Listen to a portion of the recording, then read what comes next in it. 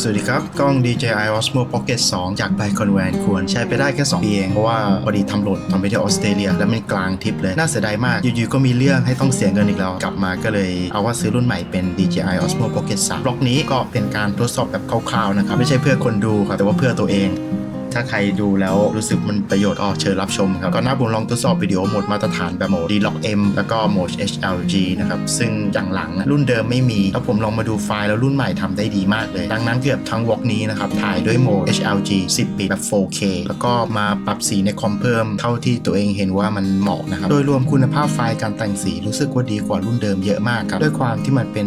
HLG 10ส่วนตัวก็ไม่ได้มีความรู้เรื่องการแต่งสีอะไรเท่าไหร่หรอกครับแค่ปรับลดความเข้มของสีวิวิดอะไรพวกนี้นะครับรุ่นเก่าคือ noise มันเยอะนะครับไม่รู้เป็นเพราะอะไรถ้าถ่ายแบบ D-Log M นะแต่ว่านี้มันแต่งง่ายกว่าเดิมเยอะมากเลยพวกนี้เป็นการถ่าย2วันครับเสาร์อาทิตย์ทั่วๆไปเราก็มีไปทานข้าวย่านประจำจากนั้นก็เดินเล่นริมคลองพดุงกรุงเกษตรแล้วก็ตลาดแถวนั้นนะครับน่าจะสะพานขาวส่วนวันที่2หลังจากทานข้าวที่พาราไดซ์พาร์คเสร็จก็ไปที่สวนหลวงร9อันนี้ไกลจากบ้านหน่อยนั่งแท็กซี่ไปครับสวนร9นี่ก็เป็นเวลาหลังจากการลงดอกไม้หน้าหนาวได้ประมาณ1 เดือนหญ้าก็เย็นอยู่บ้างเนื่องด้วยไม่กี่สัปดาห์ก่อนมันมีงานนี่ครับแต่อย่างน้อยดอกไม้ก็ยังไม่เหี่ยวตายไปหมดแล้วก็น่าจะสวยกระช่วงเวลาปกติด้วยเสียงที่ได้ยินส่วนใหญ่คือเสียงจากตัวกล้องมันเองเลยนะครับโดยเฉพาะวันที่2ลืมมาใหม่ไปวันแรกก็มี DJI Mic 2เพราะว่าซื้อเป็นเซตคอมโบก็ยังไม่ค่อยเข้าใจเท่าไหร่นะครับว่าควรเปิดตัดเสียงลมไหมแล้วเกณฑ์ควรอยู่ที่เท่าไหร่อะไรอย่างเงี้ยนะครับแต่บอกได้เลยตอนนี้ก็คือเสียงลมเป็นปัญหามากในวิดีโอนี่ใช้โปรแกรมช่วยแยกเสียงพูด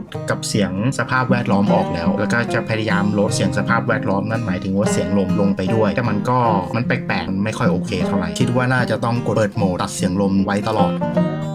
เสียงที่กำลังได้ยินอยู่ตอนนี้คืออัดจากไมค์ HoloLens Lark M2 นะครับใช้ตัวรับเอาเข้ากับคอมส่วนที่พูดอยู่เป็นไมค์ไวเลสครับแล้วก็เปิดโหมดเป็นโมโนครับ2 Channel แล้วก็กดตัดเสียงรบกวนอัตโนมัติจริงๆตัดเสียงรบกวนพื้นหลังเราสามารถทำใน Adobe Audition ได้อยู่แล้วแต่ว่าแค่อยากแสดงให้ดูถึงความสามารถในการตัดเสียงรบกวนของไมค์ตัวนี้จากซอฟต์แวร์ตัวไมค์มันเองเลยวันนี้เป็นวันเด็กครับเรากำลังไปข้างนอกแล้วก็ทดสอบกล้องที่เพิ่งซื้อมาใหม่เลยระหว่างรอเรียกแก๊ปมานั่งที่หนึ่งในรีเซพชันของคอนโดเรา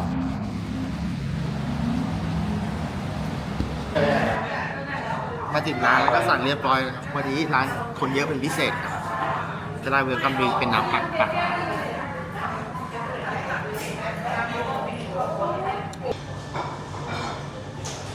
เรามาร้านนี้ค่อนข้างบ่อยครับถ้ามาบรรทัดทองนี่ก็คือจะมาร้านนี้แทบทุกครั้งเลยใน2 เดือนนี้เรามาครั้งนี้เป็นครั้งที่5ครับถือว่าบ่อยมากเพราะปกติเราจะเปลี่ยนร้านไปเรื่อยๆในกรุงเทพมันมีร้านอาหารเยอะสามารถเปลี่ยนได้ทุกวันน้ำกระเจี๊ยบโซดา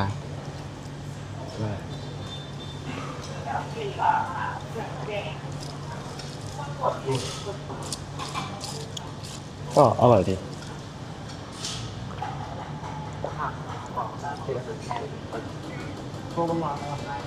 อาหารมาค่อนข้างเร็วครับสั่งไปไม่ถึง3 นาทีมาแล้วก็มีสั่งเป็นต้มยำทะเลย่าติดครับน่าจะได้ติดที่สั่งแยกมามันไม่ได้ทุบให้นะมันหั่นเป็นชิ้นแบบนี้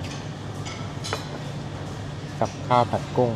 เดี๋ยวมีอีกครับสั่งไปหลายอย่างเหมือนร้านจะใช้ข้าวกล้องสันปลาตองในการทำข้าวผัดซึ่งเราว่ามันไม่ใช่เห็นไหมว่ามันจะแบบมียางๆอย่างนี้อยู่เป็นลักษณะเด็ดของข้าวกล้องสันปลาตอง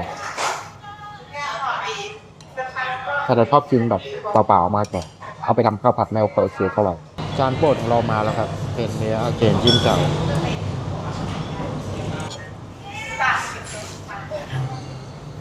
อร่อยกว่าเนื้อย่างทุกร้านที่กินที่ออสเตรเลียในระยะเวลา2 สัปดาห์ที่ไปมา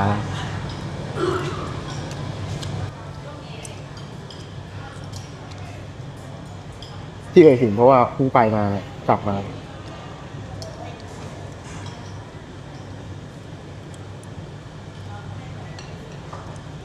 ไม่ใช่ร้านสเต็กครับแต่ว่ามีสเต็กซึ่งมีแค่อย่างเดียวและเป็นอย่างเดียวที่อร่อยด้วย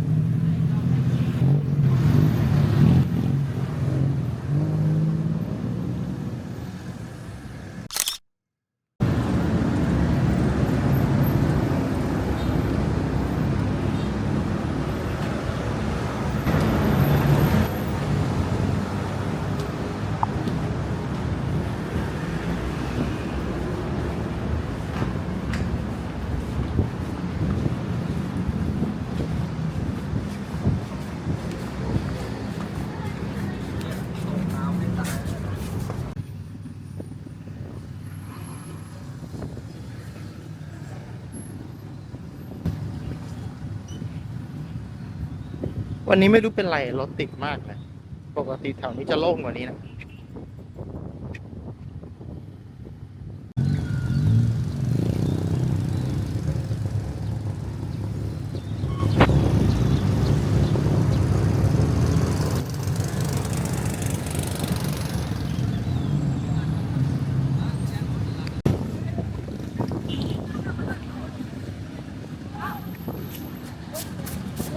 ตอนนี้ซูมอยู่นะครับดูว่าคุณภาพเป็นยังไง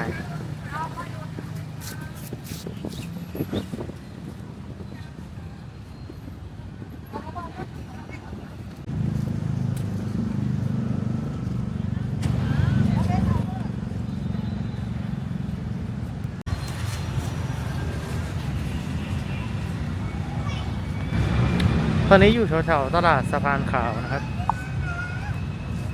ก็จะเดินริมคลองไปเรื่อยๆจนสุดคลองเลย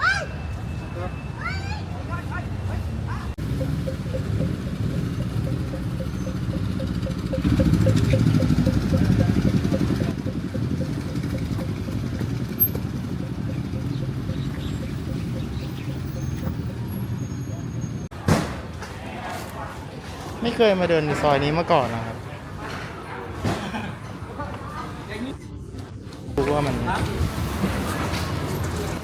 น่านั่งดี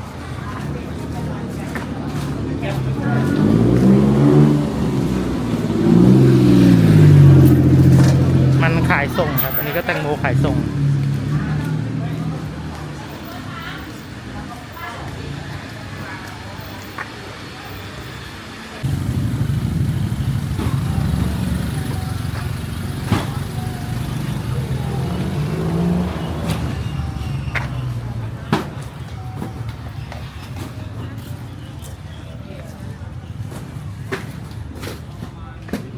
เหมือนว่าของที่เป็นชนิดเดียวกันจะอยู่ด้วยกันนะครับเส้นนี้เป็นกล้วยก็กล้วยตลอดเลย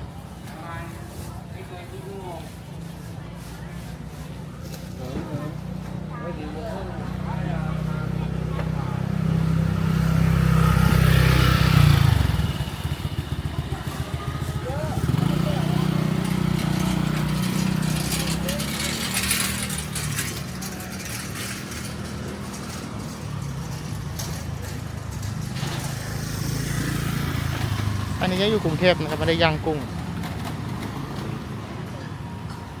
มันแล้วแต่เราจะเลือกเดินพอดีถ้าไม่มีธุระอะไรแถวนี้มันไม่รู้จะมาเดินทำไม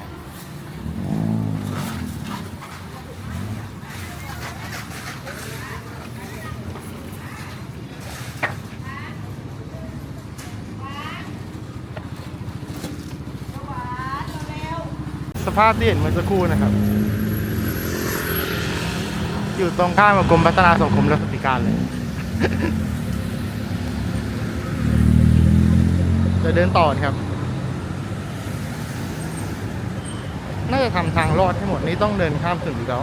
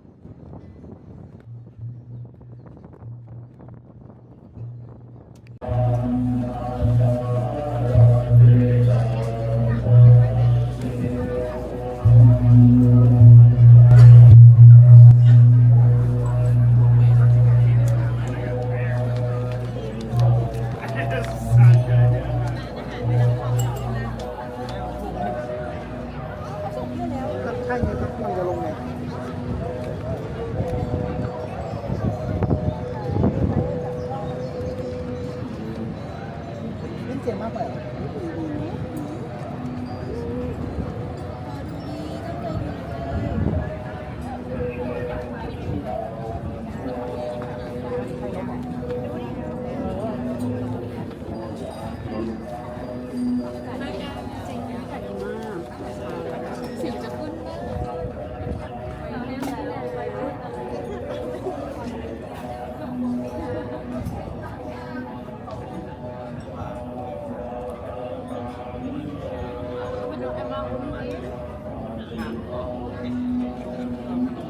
นี่ลุงไม่ได้ยินอ่ะ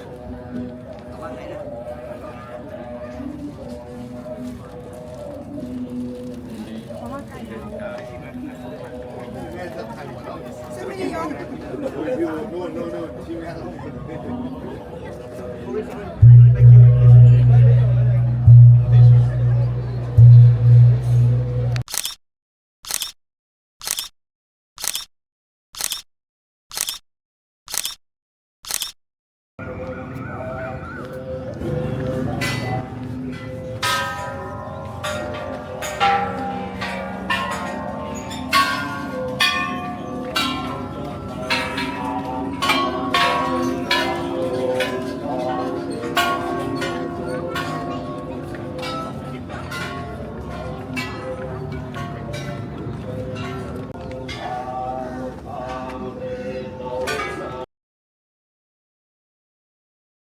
เราอยู่กันที่ร้านมากุโร่นะครับ เป็นหนึ่งในร้านซูชิที่เรารู้สึกว่ามันคุ้มค่าที่สุด มันไม่เชิงว่าราคาถูกมาก แต่ว่าเทียบ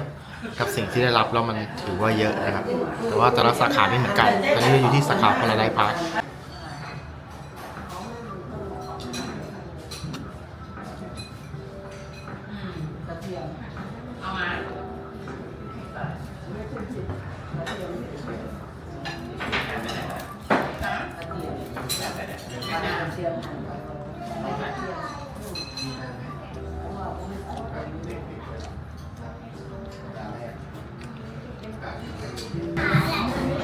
อาหารมาแล้วนะครับ เร็วพอสมควร คือเป็นสิ่งที่เราสั่งประจำเลยพวกนี้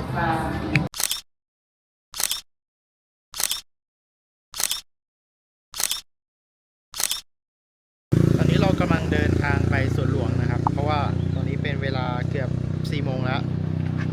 เราต้องรีบไปก่อนที่พระอาทิตย์จะหมด แต่ว่าเราเตรียมกระเป๋าด้วยว่าจะไปนั่ง Starbucks ซะหน่อย เพราะถ้านั่งตอนนี้แดดมันจะหมดก่อนพอดี มีอากาศดีด้วยครับ ประมาณ26 องศา ลืมเอาไมค์มาอีก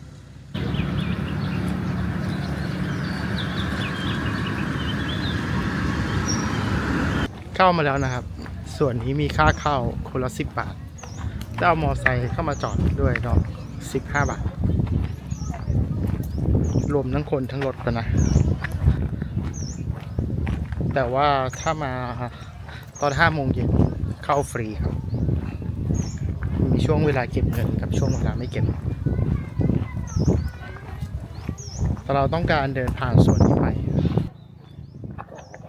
เพื่อไปอีกส่วนก็เลยก็ไม่เท่าไหร่มันแค่10 บาท แต่ก็แอบคิดว่าที่นี่ควรจะให้เข้าฟรีนะไม่ว่าจะมาเวลาไหนเพราะมันเป็นส่วนสาธารณะแล้วยิ่งเป็นช่วงเวลาที่ไม่ได้เปลี่ยนดอกไม้ใหม่ คนเก็บเฉพาะช่วงที่เปลี่ยนดอกไม้ใหม่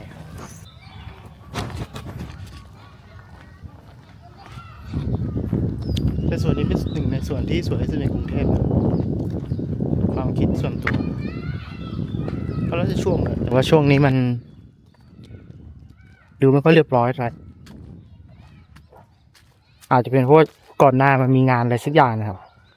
คนก็เลยมาเหยียบหญ้าตายหมดแหละ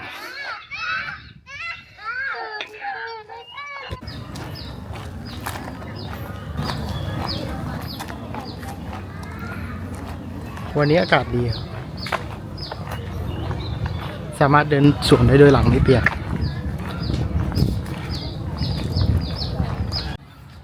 สำหรับนักท่องเที่ยวถามว่าคุ้มค่าไหมถ้าจะมาสวนนี้เพราะว่ามันอยู่ห่างจากตัวเมืองพอสมควรก็ให้ดูภาพด้านหน้านะครับอันนี้เป็นไฮไลท์ของที่นี่เลย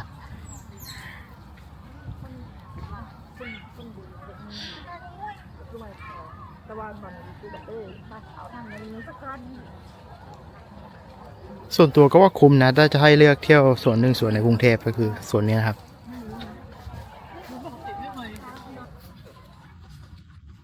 แต่ถ้าจะให้ง่ายกว่าก็คือสวนเบญจกิติใกล้เมืองสุดที่แน่ๆไม่ใช่สวนลุมอันนั้นมันเก่าแล้ว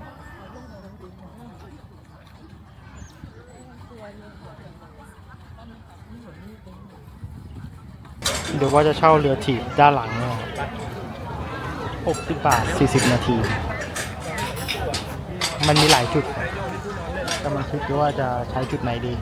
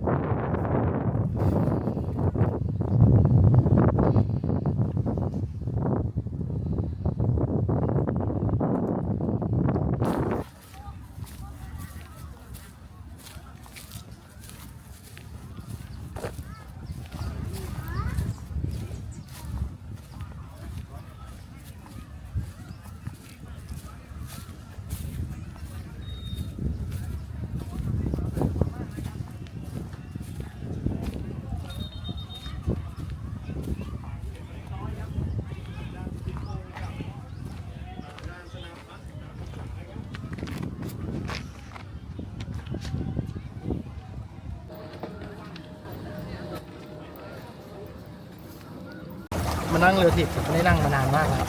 วันนี้อากาศดีจริงทำไมบ้านเราไม่อากาศอย่างนี้ทุกวันนะหมายถึงอุณหภูมินะไม่ได้ท้องฟ้า PM 2.5 ยังคงแย่อยู่เพราะว่าไม่ถึงว่าแบบไม่ควรออกจากบ้านนี่มันแค่สีเหลืองไม่ใช่สีแดง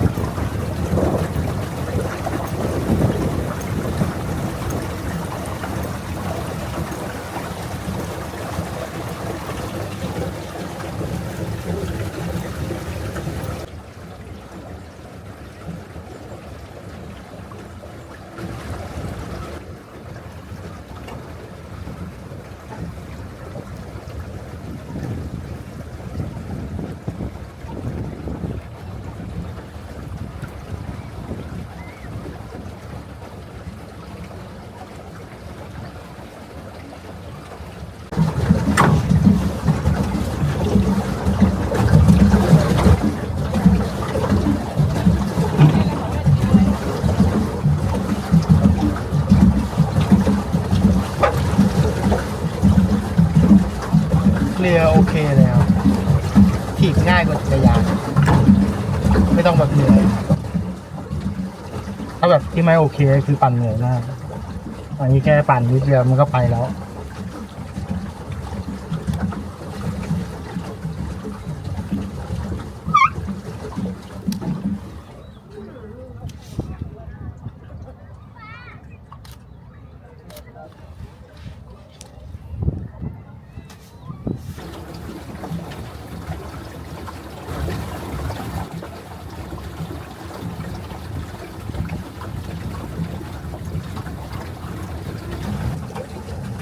ปั่นถอยหลังก็ได้นะ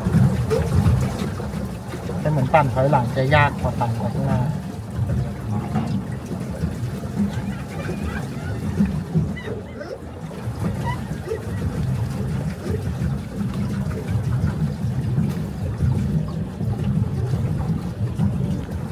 ถ้ามาช่วงเวลาอื่นที่ไม่ใช่หน้าหนาวแบบนี้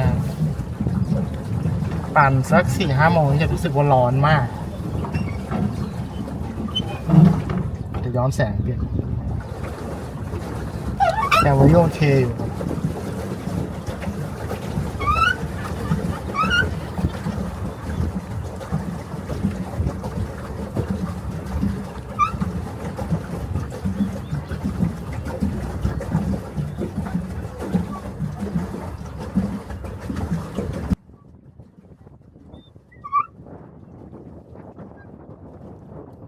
เราแพลนว่าถ้าเดินที่นี่เสร็จแล้วก็จะไปปั่นจักรยานที่บึงหนองมอนต่อใครมาที่นี่ก็ ไม่ได้มาบ่อยๆก็แนะนำให้รวมสองส่วนเลยที่นี่กับบึงหนองบอน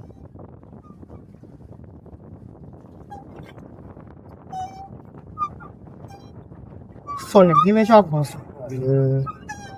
กฎระเบียบเยอะนะแล้วบางอย่างจะน่าเบื่อน่ารำคาญแบบจักรยานอย่างเงี้ย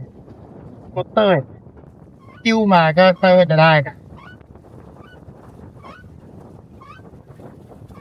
ถ้ามาเข้ามาต้องเอาจอดไว้ที่ลานจอดแล้วสกูตเตอร์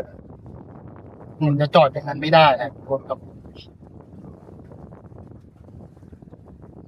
จักรยานต่อให้ลากมาก็ห้ามนะ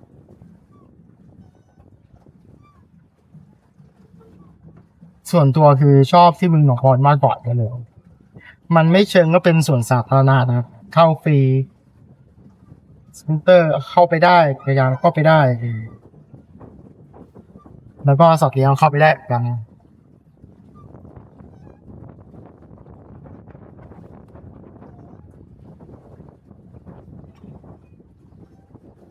บรรยากาศผมว่าไม่ค่อยต่างเท่าไหร่ ถ้าที่นี่อากาศดีที่นู่นก็ได้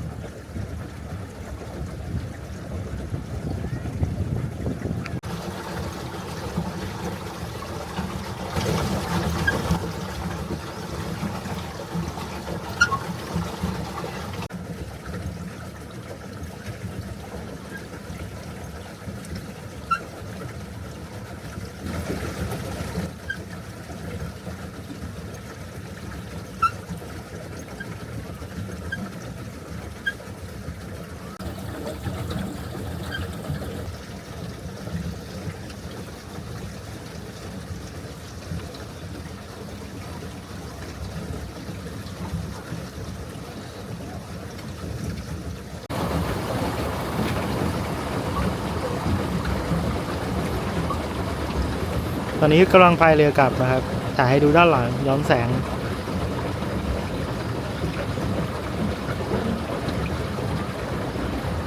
เรือพายก็มีนะครับแต่เราไม่เอานะเพราะว่ามันน่าจะพายยาก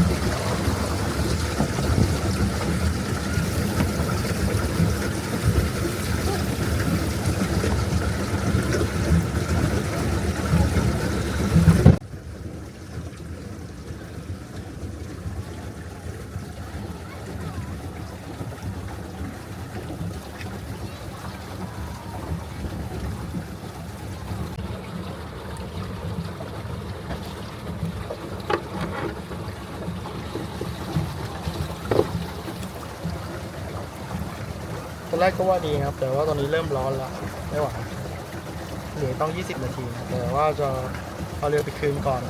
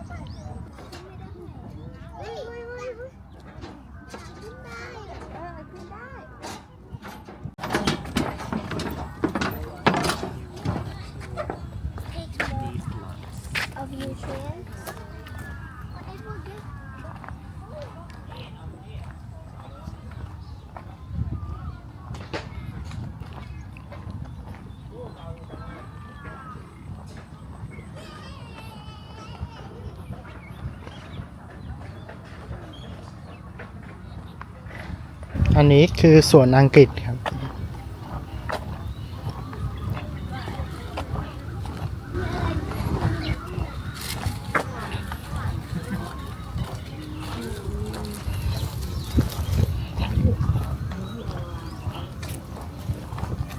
อีกรูปนึงมาม้าลืมมาติดตรงปวดโ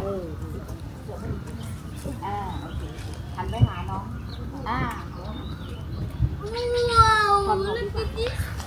ไปกันต่อครับ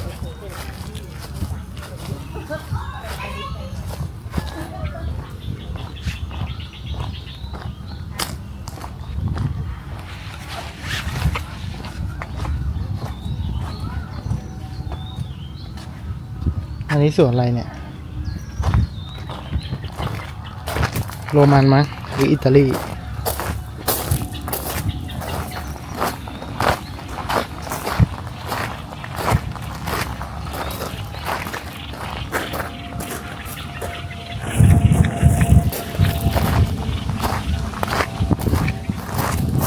ก็มีสวนจีนสวนญี่ปุ่น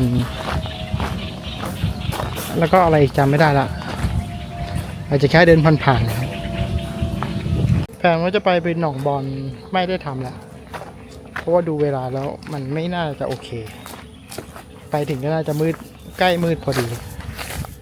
สู้เราเดินกลับ ไปพาราไดซ์นะตอนนี้จะโอเคกว่า